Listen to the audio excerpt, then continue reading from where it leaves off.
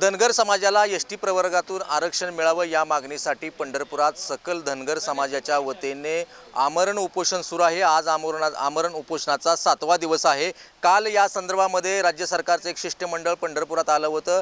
या शिष्टमंडळामध्ये पालकमंत्री चंद्रकांत पाटील, शंभूराज देसाई होते। त्यांनी इथल्या उपोषणकर्त्याशी चर्चा केलेली आहे आणि आज अतिथीगृहावर दुपारी 2 वाजता मुख्यमंत्री एकनाथ शिंदे साहेब यांच्या अध्यक्षतेखाली बैठक होती आणि या बैठकीमध्ये तोडगा निघण्याची शक्यता आहे। तरी देखील पंढरपूरमध्ये उपोषण सुरू आहे। माझ्यासोबत उपोषणकर्ते आहेत। काय नेमके तुम्हाला आश्वासन मिळाले? आम्हाला आणखीन त्यांच्याकडनं काहीच आश्वासन मिळालं नाही। मुंबईला आज आमचे कोर कमिटी बैठकीला गेलेले आहेत, पण आमचं आता एकच लक्ष आहे, एसटी आरक्षण। ना नेता ना पक्ष, एसटी आरक्षणाचं लक्ष। मला सांगा, मुख्यमंत्र्यांसोबत आज बैठक आहे, तोडगा निघेल असे तुम्हाला अपेक्षा आहे? अपेक्षा नाही, पण पांडुरंगाच्या या नगरीमध्ये आम्ही बसलेलो आहे। पांडुरंगाला विनंती करतो, प्रार्थना करतो की हे पांडुरंगा या सरकारला सुदबुद्धी दे।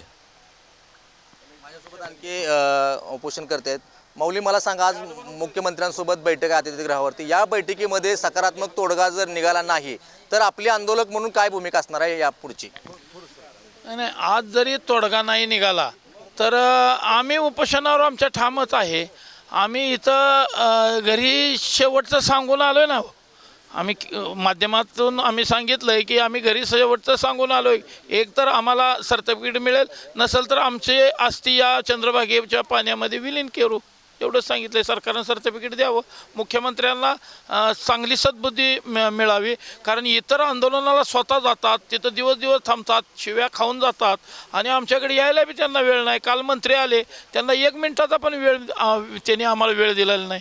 काही लोक आता आत्महत्येसारखे टोकाची पाऊल उचलत आहेत। तुम्ही काय आव्हान कराल समाज बांधवांना? आणि मी राज्यातील सर्व समाज बांधवाला आपल्या माध्यमातून आव्हान करतो आहे की असे टोकाचे पाऊल उचलू नका।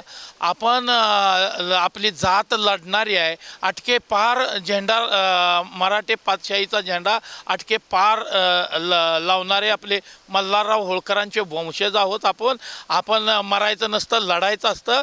आम्ही ह्या ठिकाणी बसून सरकारच्या विरोधात लढतोय ना।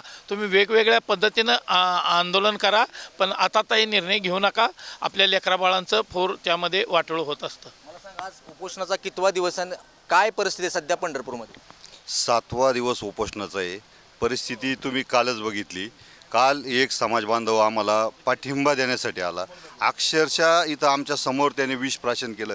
अतिशय गंभीर परिस्थिती, आणि अशाही परिस्थितीत सरकार इकडे लक्ष देत नाही। आणि आजच्या मीटिंगच्या त्या काय बैठकीच्या माध्यमात अशा अनेक बैठका झाल्या, याच्या आधी कितीतरी बैठका झाल्या। सरकार वारंवार बैठका घेत आहे, परंतु त्यातून मार्ग काढण्याची परिस्थिती आम्हाला दिसून येत नाही। सरकार आमचा अंत पाहत आहे, अक्षरशः अंत पाहत आहे। या ठिकाणी आपण बघितलं की उपोषणकर्त्याच्या भावना तीव्र आहेत। एसटी आरक्षण अंमलबजावणी करावी या मागणीसाठी हे उपोषण सुरू आहे आणि मुख्यमंत्र्यांच्या उपस्थितीमध्ये आज पण मुंबईमध्ये बैठक आयोजित केली आहे। या बैठकीमध्ये आरक्षणाचा तोडगा निघतो का हे पाहणं आता महत्त्वाचं राहणार आहे। कॅमेरामन राजू मिसाळसह भारत नागने, साम टीव्ही न्यूज, पंढरपूर। देश विदेशातील प्रत्येक घडामोडींचे लाईव्ह अपडेट मिळवण्यासाठी आता साम टीव्हीच्या सर्व सोशल मीडिया प्लॅटफॉर्मला लाईक, फॉलो आणि सबस्क्राईब करा। तसंच सर्व नोटिफिकेशनसाठी बेल आयकॉन प्रेस करायला विसरू नका।